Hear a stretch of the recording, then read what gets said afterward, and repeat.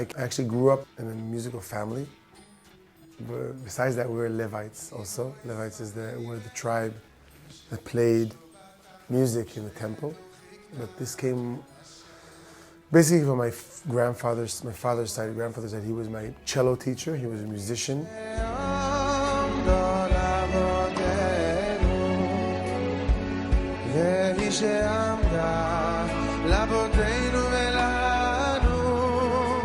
It was a very musical home. We all studied music as childs, my brothers and my sister. Just like you do anything else, you wake up in the morning and you practice. It wasn't even a thing I had to choose. It was just part of me waking up and listening to Stravinsky and Beethoven and Mozart, music in the house. And when I was 15, I started going to study conducting in the university in Jerusalem, Reuben Academy. And I basically started a career as a conductor.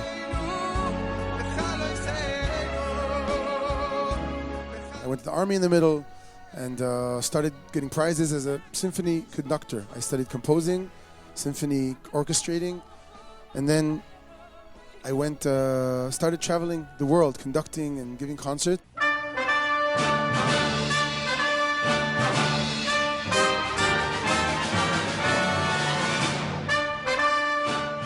I was pretty good at it, also as a pianist, as a composer.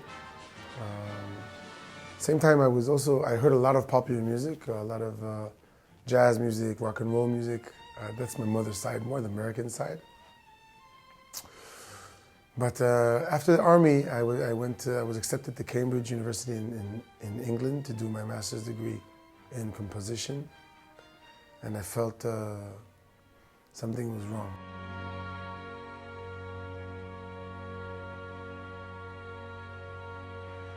Basically, I just think I didn't know who I was, I didn't know what I wanted.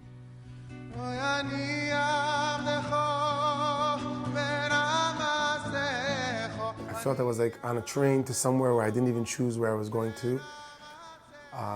Everything was going very well, but I felt, I'm not here. Knock, knock, where are you? Did you want this? Did you choose? I was doing music from very young. I was, thank God, very talented in it. So I was like pushed over from, this to this, and I never really sat down and said or even felt. And somewhere about me there was almost like a child saying, "1 second, 1 second." It's like, you're going into this career. You didn't really choose this. I felt I wanted to touch people more. I think. At that point, I stopped my music career at all. I said, that's it. I want to be something else. And I went down south in Israel to be a shepherd. I stopped everything I did. I was working in the fields with animals, and I felt, I need to connect to God and learn about myself. I went to a therapy where I tried to, I felt I needed to find who I was before I go to the next step in my life.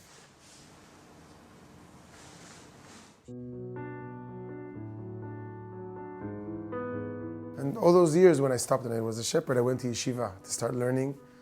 And I met a rabbi that I started learning on a regular basis and asking, why am I doing this? Should I, and pretty much in the middle of all that, took a few years, I met my wife and we started building our life together.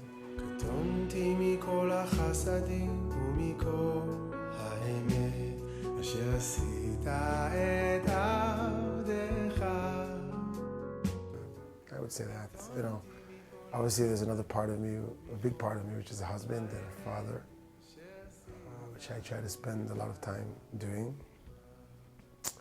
I'm not one of those artists who, never sees his children. I'm home every day, a few hours, playing with my kids, playing music with my kids. It's a very big part of me is, being there. Actually, now that I'm here in South Africa, it's one of the times in the past year or two that I left for so long, which is a week, which is devastatingly long for my family. Children, sometimes we as adults, we forget where we came from, we forget our history, but as a child, it says also in Pesach, every generation you have to remember we came out of Egypt.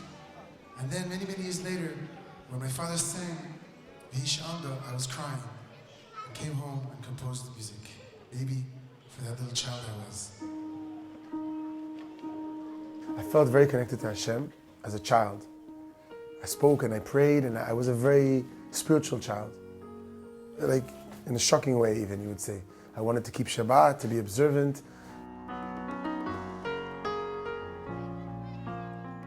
My family became religious, observant, when I was about 5 or 6.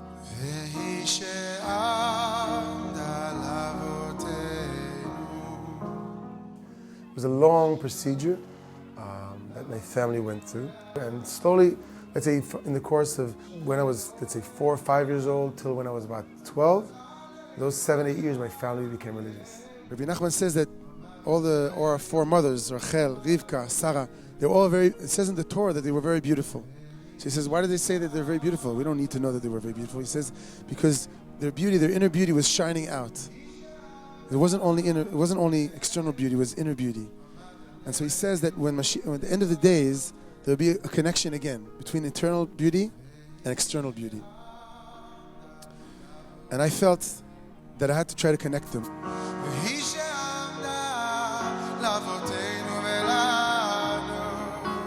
I didn't think of myself as a singer at all.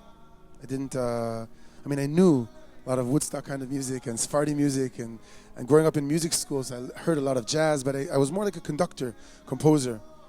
But then I, getting close to myself, started composing songs. And looking back at those years, I was trying to think what happened.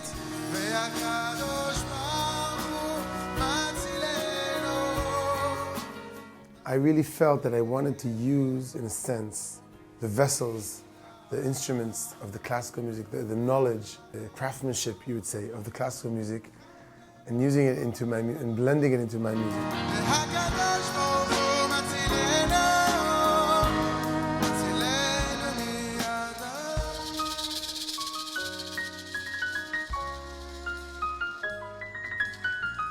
My music, I don't really know how to describe it. It's hard to describe music. It's like describing a sunset or something. But I feel that I didn't refute or run away from classical music. My music used a lot of strings, a lot of counterpoint, a lot of the knowledge that I acquired when I learned music.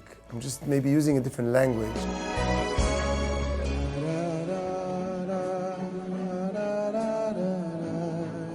I think the classical music gives you a certain kind of wisdom, many techniques that help you build a beautiful musical and melodic structure.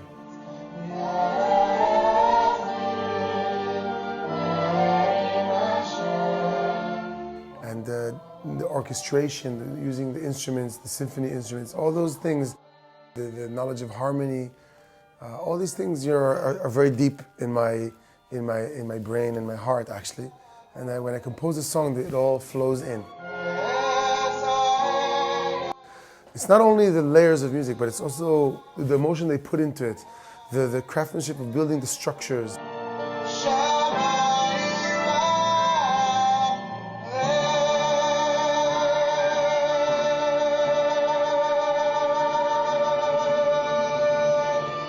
My music, I think, is part of a group of musicians that are trying to combine Jewish music with regular popular music, sometimes classical, ethnical.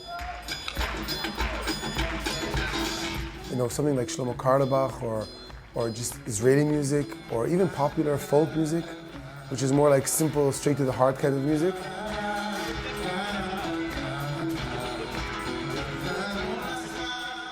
I'm the kind of artist, or let's say musician, that works hard, very hard. I don't just like, it came to me, I'm not like that. I sit, with the piano or with the guitar or just sing, and I work a lot. The moment when it comes, I never know when it'll come. It could be, it's usually in the course of working and playing around with harmonies and melodies and ideas. Suddenly something will be like, almost like take me,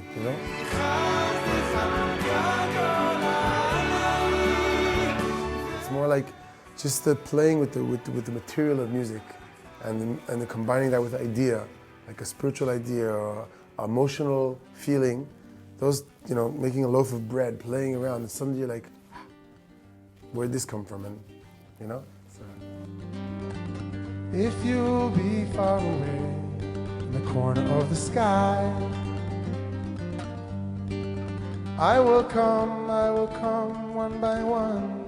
When I compose music which is, so to speak, secular, which I have some songs like that, which are talking about emotions or relationships or, you know, just nature or life itself, I feel that, you know, God's in there.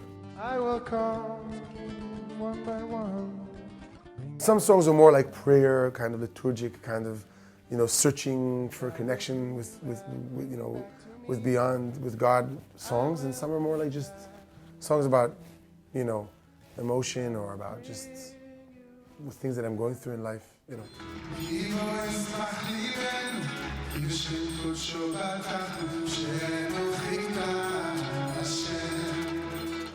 You know, I'm a searching soul, I think. I'm trying to combine many things. At first, it's my search for a closeness to God, to Hashem. My life, I'm searching to be, you know, more true, more pure, a better Jew, a better person.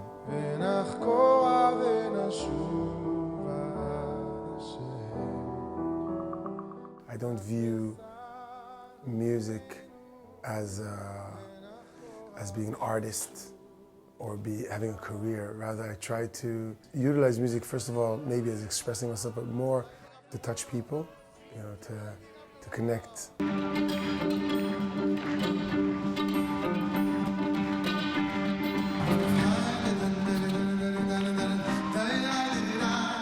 Ultimately, at the end of the day, I see myself as a certain kind of, you know, messenger of living as a full life as an observant Jew.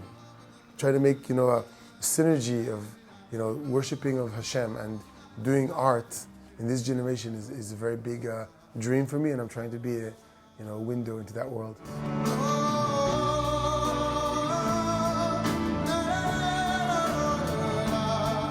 I'd rather people go home and say, wow, I was touched, you know, rather than, wow, it was a great show and it was technical. People go home in a quiet space and say to their wife or husband, you know, I went through something really good for me. That's kind of my dream.